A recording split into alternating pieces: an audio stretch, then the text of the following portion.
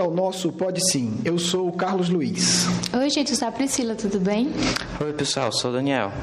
Vamos falar hoje sobre um livro chamado Meu Amigo Eurípides Barçanufo. Eurípides Barçanufo é um dos espíritos mais incríveis que você poderá conhecer na história deste mundo.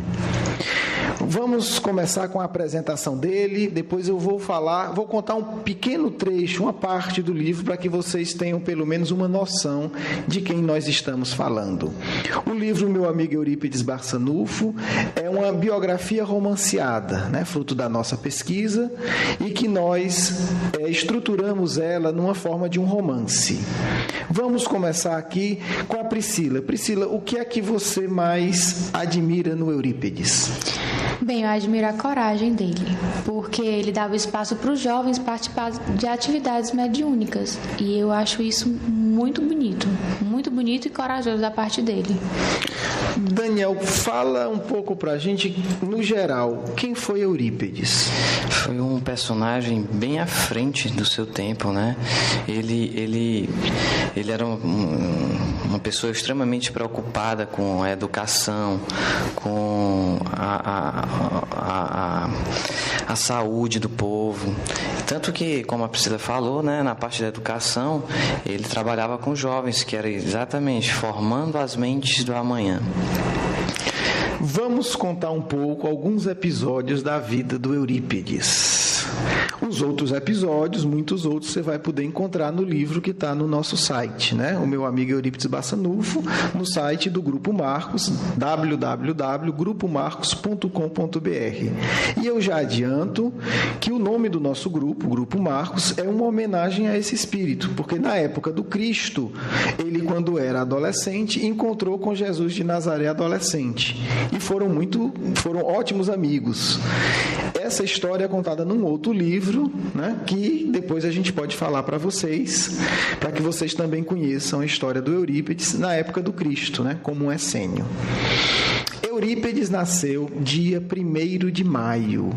Então agora, esta semana, Eurípides vai completar 134 anos do seu nascimento.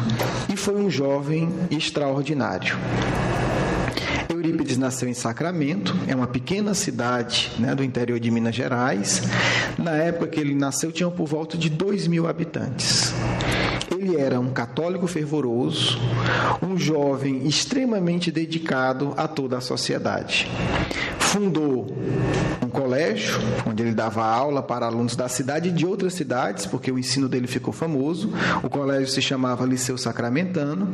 Fundou também o primeiro jornal da cidade. Fundou o primeiro grupo de teatro. Eurípides era um apaixonado pelo teatro. Ele dirigia, ele escrevia peças, organizava também os espetáculos de teatro, que ficaram muito famosos em toda a região. E era muito católico. Eurípides ia para a missa todos os dias, E foi um dos fundadores da Irmandade São Vicente de Paulo. O jovem Eurípides contava, então, por volta de 20 anos.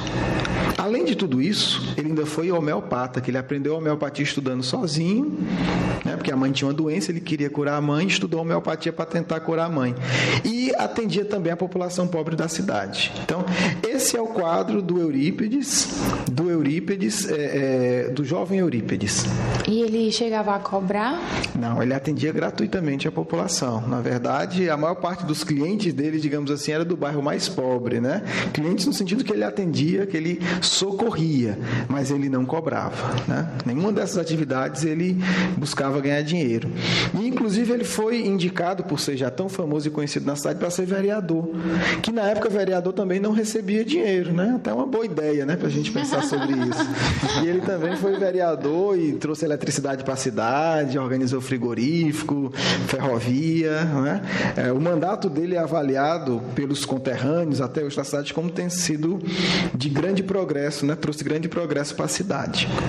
Então, esse é o jovem Eurípides, conhecido por todo mundo, cidade muito pequena e ele muito ativo. Só que o Eurípides teve um problema de família. O tio dele, o senhor Mariano, que morava na fazenda de Santa Maria, cerca de 13 quilômetros de Sacramento, estava com um problema gravíssimo. Na verdade, para Eurípides, espírito sincero e verdadeiramente religioso, era a pior coisa que poderia acontecer com com qualquer pessoa, e em particular com um tio que ele amava e que tinha uma idade próxima da dele. O tio dele, que era antes ateu, tinha se tornado espírita. Para ele isso era horrível, né? Perdeu o tio pro demônio, né? Pela lógica da época. Então, o prejuízo era grande. Ele ainda tinha muito contato com os padres, né? Não, ele era muito querido na região, frequentava a missa, né? Foi fundador da Irmandade São Vicente de Paulo. Então, com certeza isso... Conseguiu ter acesso à Bíblia, né? Que naquele tempo nem todo mundo tinha acesso à Bíblia. Não tinha, né? Ele era tão amigo dos padres que teve um padre que disse: olha, Eurípides, eu sei que não pode normalmente, mas você é uma pessoa tão estudiosa e tão devota, que eu acho que você vai tirar um bom proveito da leitura da Bíblia. E o padre emprestou uma Bíblia para ele ler, né? Mostra o grau de confiança, né, que o clero, que os padres tinham nele. E ele muito jovem. E aí, quando o tio saía de Santa Maria, né, que era um povoado, ia para Sacramento, normalmente ia num dia, voltava no outro, ficava hospedado na casa do Eurípides. O Eurípides pedia, né, que a mãe colocasse a cama do tio, que é a dona Meca, mãe de Eurípides, colocasse a cama do tio Mariano no quarto dele. Porque aí à noite eles podiam conversar e Eurípides tinha a esperança de salvá-lo, né, de convertê-lo ao catolicismo. Bem, São Mariano ia, eles conversavam com muito carinho, com muito respeito, e ninguém convencia ninguém, né? Eurípides, na verdade, que provocava, né? Porque Eurípides sabia que em Santa Maria tinha muito efeito físico, né? As coisas se moviam, curas eram realizadas. No começo, os espíritos jogavam pedras nos telhados para chamar a atenção e etc. E sempre Eurípides, né, perguntava ali naquele tom familiar, mas, né, dando uma espetadinha, né? Como é que estão aquelas coisas lá, daquelas pedras lá de Santa Maria? E o tio, muito tranquilo, dizia: tão ótimo, graças a Jesus está tudo dando certo, nossos trabalhos estão bem. E Eurípides tentava, né, encaminhar as conversas. Um dia, talvez intuído, talvez orientado diretamente, porque o seu Mariano era um médium também excepcional, inclusive de cura. E aí, depois a gente vai ter outro programa só para contar as histórias de Santa Maria, né, que são histórias belíssimas do seu Mariano também. Mas continuemos, né? Um dia, como sempre, seu Mariano chega e ele já começa a puxar assunto para falar do espiritismo. Seu Mariano diz: olha, você é um moço muito inteligente, né? Sabe, leu muito. Eu não tenho muito argumento para você, não, mas eu trouxe um livro. Leia esse livro, que esse livro vai poder lhe responder tudo que eu responderia ainda muito melhor. Eurípides se empolga, disse: agora, né, com o livro deles eu vou conseguir achar algum erro. Achar os erros, provar que eles estão errados, né? Vou provar que eles estão errados. Eurípides então pega o livro, seu Mariano deita, faz de conta que dorme para não puxar assunto, e Eurípides começa a ler. Diz que o seu Mariano levanta de noite e olha, de canto de olho, Eurípides continua lendo, né? E pensa: acho que pegou, né? Seu Mariano acaba dormindo. Quando acorda, Eurípides olha para ele e diz: tio, eu nunca li uma obra que falasse sobre Deus com tanta profundidade. Porque ainda tem isso, o tema que mais apaixonava Eurípides era Deus. Nunca vi argumentos tão bem escritos.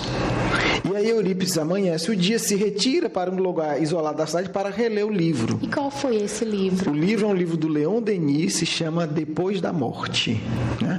É um livro de umas 400 páginas, 300 a 400 páginas, né? Na edição que ele leu. Então é um livro extenso. Aí você vê o grau de interesse. Mesmo de você lê 400 páginas numa noite e de manhã você vai para um lugar para ler de novo. Então, repete. Foi bem escolhido, né?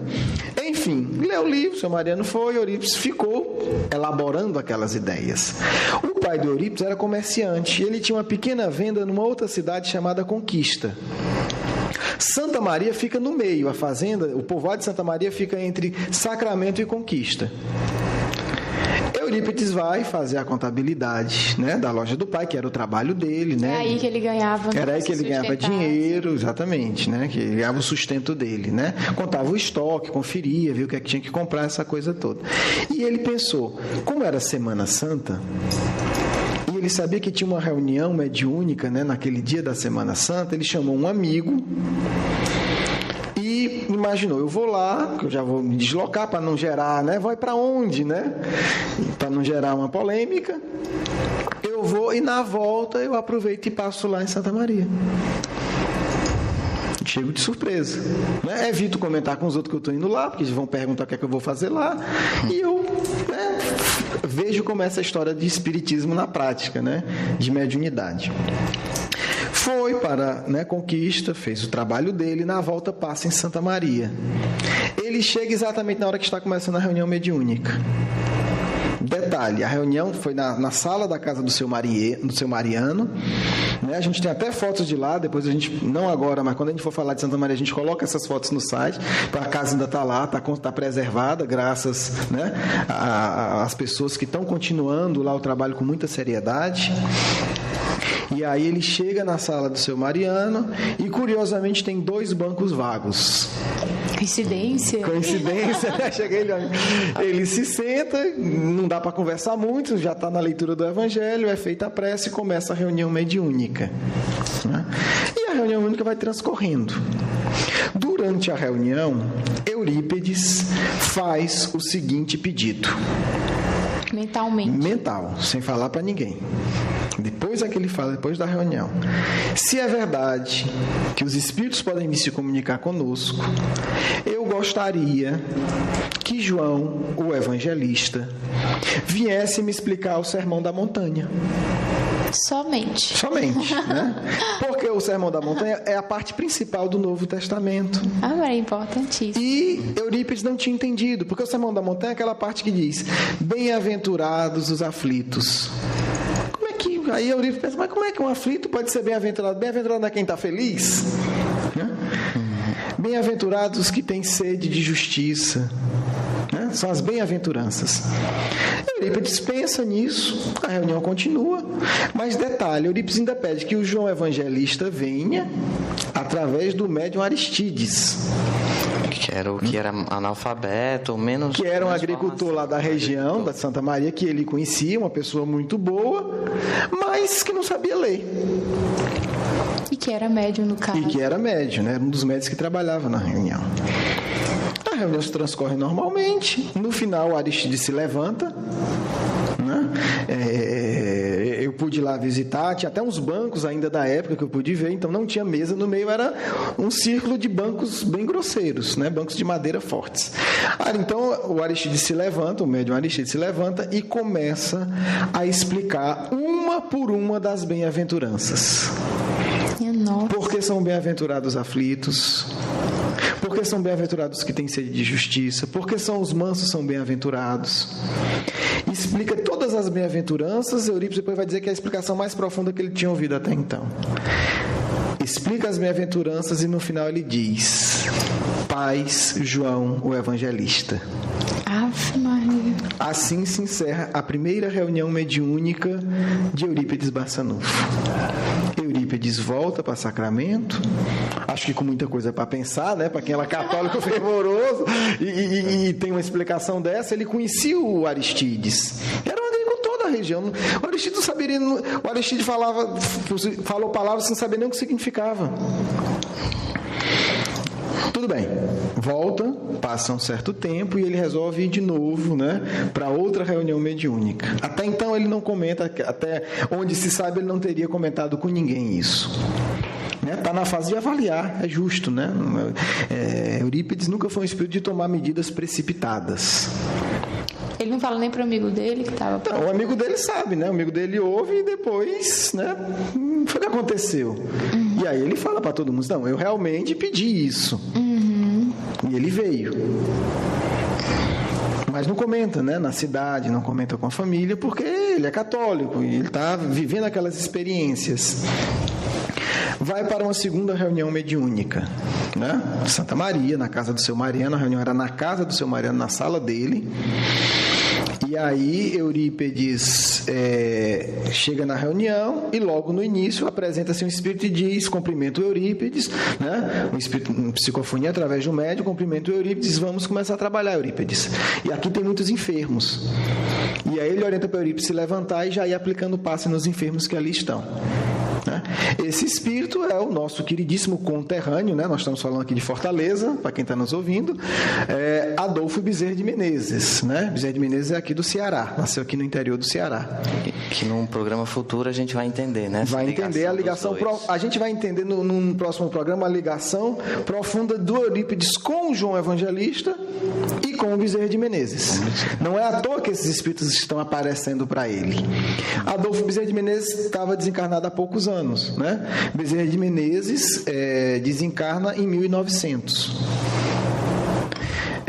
Essa reunião ocorre por volta, a gente não tem uma data exata, mas algo em torno de 1902, 1903. Quer dizer, fazia uns 2 a 3 anos que o Bezerra tinha desencarnado e Eurípides já estava com 22, 23 anos. A reunião transcorre e no final vem um outro espírito ainda, identificando-se, dizendo: eu sou o seu guia espiritual. E esse espírito começa a contar várias histórias da vida de Eurípides, da infância, dificuldades, coisas alegres que tinham acontecido, que só o Eurípides sabia. Né? Ninguém ali sabia o que tinha, uma brincadeira, uma situação que aconteceu com Eurípides, uma doença que ele teve. Ele disse: naquela época você adoeceu assim, eu estava cuidando de você, meu filho. Aquela outra acidente que quase acontecia, fui eu que evitei. E aí vem uma parte muito forte, que aí o Espírito diz: afaste-se da igreja, pois há muito ela se afastou do Cristo. Prepare-se, as portas de sacramento irão se fechar para você, pois os seus amigos não terão condição de entender a sua escolha. Não permita que a saudade e que a mágoa invada seu coração, quando você ouvir os fogos das festividades religiosas e o badalar do sino. Porque o Cristo nos reserva um campo muito mais amplo de ação. Eu serei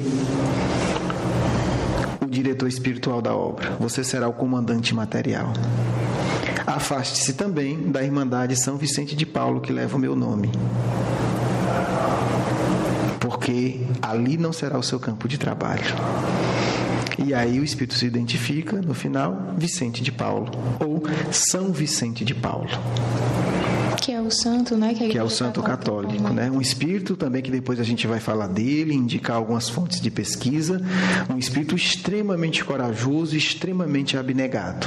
Tem até um filme, né? Tem um filme, exatamente. Tem um filme que conta bem a história de São Vicente, que inclusive, né, foi um espírito que participou da codificação espírita. Existem mensagens dele no Evangelho segundo o Espiritismo. E aí Eurípides volta para casa já sabendo que chegou a hora, né? A minha própria mensagem já diz: afaste-se. Como um espírito corajoso, Eurípides se afasta. Fala a verdade. Agora eu não posso continuar indo para a igreja porque eu sou espírita. E foi um dos períodos mais duros da vida do Eurípides, porque até então Eurípides era um jovem de 23 anos, mais ou menos, querido, amado pela cidade, apoiado por todos. Toda a cidade se vira contra Eurípides. Vieram bispos fazer reunião com os padres para fazer tudo para pressionar Eurípides para voltar a ser católico. Os padres visitavam a família do Eurípides. No começo, nem a família entendeu Eurípides. Depois, eles foram excelentes apoiadores. Então, Eurípides se vê só. E a confusão era tão grande que ele pediu, foi morar numa outra casa para poupar o desgaste dos pais. As pessoas visitavam, as pessoas gritavam na rua quando passavam em frente à casa dele, tiravam pedras, não queriam cruzar a mesma calçada que ele na rua, e espalhou o boato, o quê? Que se usa até hoje, que Eurípides enlouqueceu. Ele tinha sido tomado pelo demônio e tinha se tornado louco. Então muitos tinham até medo de chegar perto de Eurípides.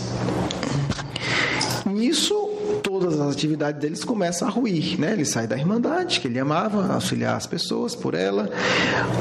o jornal é boicotado, o grupo de teatro ninguém quer participar, e ocorre um momento mais doloroso dessa fase da vida do Eurípides. Porque de tudo que ele fazia e que ele amava, o que ele mais amava era a educação, e ainda é a educação.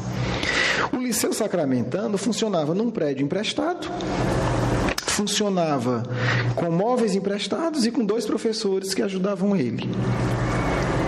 Os professores dizem que ele não pode falar de espiritismo. Ele disse, mas eu sou espírita, eu vou falar de quê? Resultado, os 2 professores saem, os pais tiram os alunos, o dono do prédio que era emprestado pega de volta e o dono dos móveis pega de volta. Sobra só a tabuleta com o nome do colégio que ele que tinha feito. Então, é um dia de profunda tristeza para ele. Ele vai para a sua casa, né, sua pequena casinha, no seu quarto, bota lá a tabuleta e começa a chorar, né, como quem diz, tudo acabou, né, não tem mais nada, tudo que eu amava eu não vou ter mais. E é essa hora que ele sente uma presença espiritual iluminada e intensa perto dele. E ele conta que até ele se assusta um pouco. E ele sente vontade de escrever. Só que ele resiste, não escreve. Quer resistir. Nessa época a mediunidade dele era inconsciente. Então ele apaga, né? Perde a consciência por um instante. Escreve uma mensagem sem ter consciência e depois volta a si. E aí é essa mensagem o início do primeiro colégio espírita do mundo. A mensagem está transcrita no nosso livro e eu vou fazer, né, um pequeno resumo dela. Diz mais ou menos assim, né? Não feche as portas da escola. Apague da tabuleta o nome de Liceu Sacramentano, que é um resquício da vaidade humana. Coloque o nome de Colégio Allan Kardec. Ensine às quartas-feiras o Evangelho de meu filho e institua um curso de astronomia. E eu acobertarei o colégio sob o manto do meu amor. Assinado, Maria, a serva do Senhor. Ai, meu Deus, então, Maria de Nazaré. Maria de Nazaré. Esse é o início da educação espírita no mundo, da prática da educação espírita. E é a partir daí que a gente vai ter uma das maiores referências de como lidar com a mediunidade em toda a história do movimento espírita. A partir daí, a mediunidade de Eurípides praticamente explode. Ele se torna possivelmente o médium mais completo que nós já tivemos na história do espiritismo. Mais tipos de mediunidade. Mais tipos, né? E mediunidades extraordinárias. Né? E tudo isso utilizado para a educação, para a espiritualização. E aí a gente vai ter um colégio em que um convívio com os espíritos e com o fenômeno mediúnico é algo do dia a dia. Né? A mediunidade de Eurípides serve para curar, para provar a imortalidade, para fazer parto, e ele vai usar isso em um amplo e imenso campo de ação. Né? Mas esse campo de ação, com certeza, será, né, o tema de vários outros programas que nós, né, desenvolveremos aqui. As outras histórias estão no livro, vocês já podem ler. Não tem todas, mas tem muitas outras. E nós, com certeza, faremos vários outros programas, né, contando, porque o Colégio Allan Kardec é fundado em 1907. Esse é o marco da verdadeira educação espírita no mundo, a parte prática. Kardec estruturou a doutrina, foi um excelente pesquisador. Kardec era educador, mas Kardec não teve o tempo, né, de fundar uma escola com alunos jovens e mostrar como é que era a prática da educação espírita. Eurípides vai ensinar a prática da educação espírita. Então, é esse espírito ligado à educação, ligado à juventude, que é o nosso coordenador espiritual, né? É o espírito que dirige do mais alto todas as atividades do Grupo Marcos. Né? Por isso que vocês, que sentem afinidade com o Grupo Marcos, têm que conhecer a vida desse espírito e se vincular emocionalmente a ele. Né? É ele que é a nossa grande referência da educação. Bem, nos despedimos, desejando a vocês muita paz, muita reflexão sobre a vida desse grande missionário e que vocês possam conhecer e se apaixonar pela pela conduta desse abnegado apóstolo de Jesus. Um grande abraço. Tudo de bom, gente. Uma boa semana para vocês. Tchau, pessoal. Até a próxima. Vamos agora para o momento da nossa mensagem mediúnica. Só vou abrir aqui agora o Evangelho.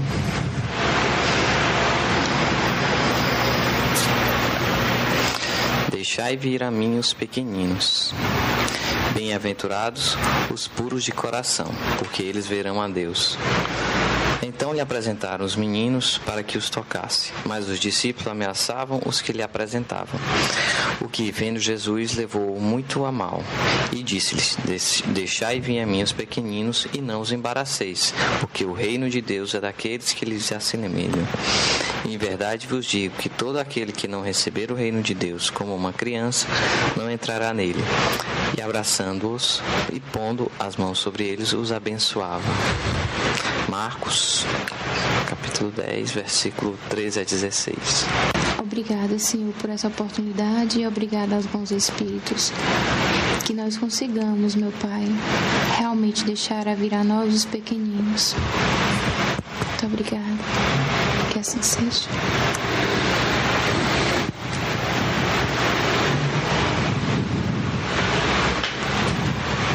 Jovens espíritas, não duvideis.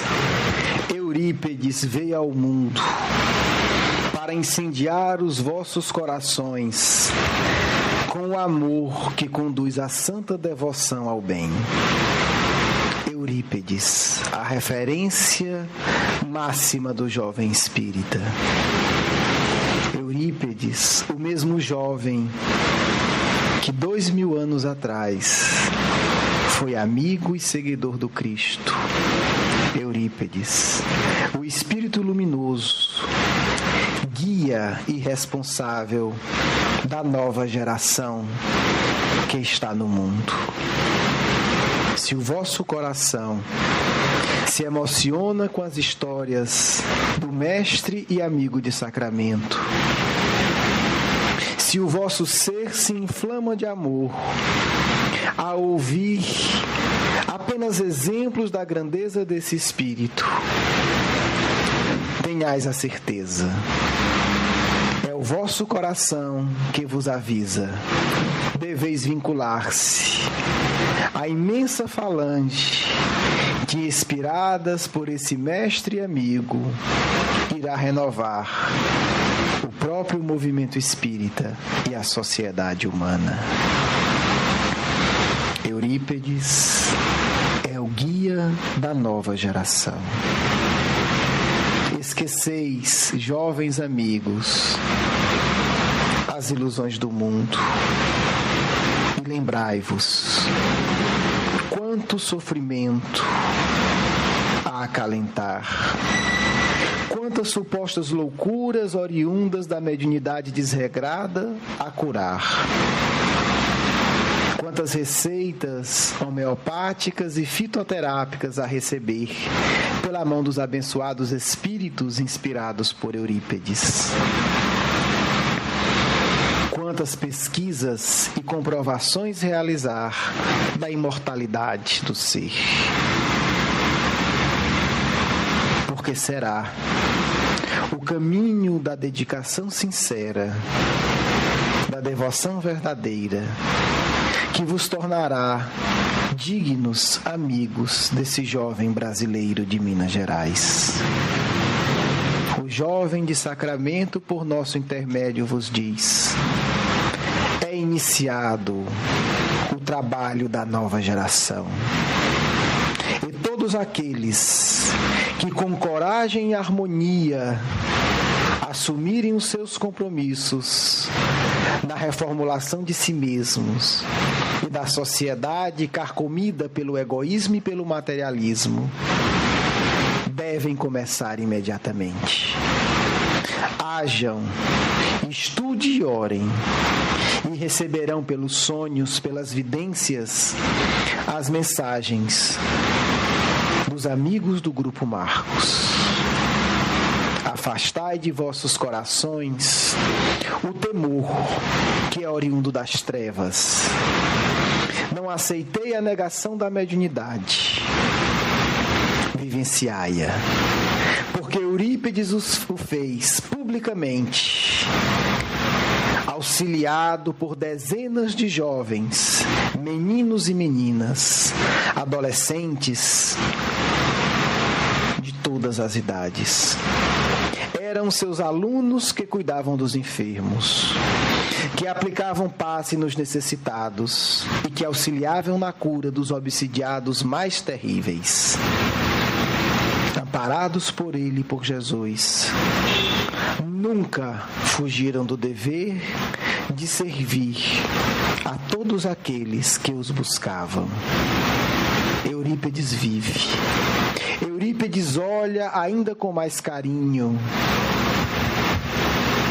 para o processo da educação espírita, que é o caminho da espiritualização do ser.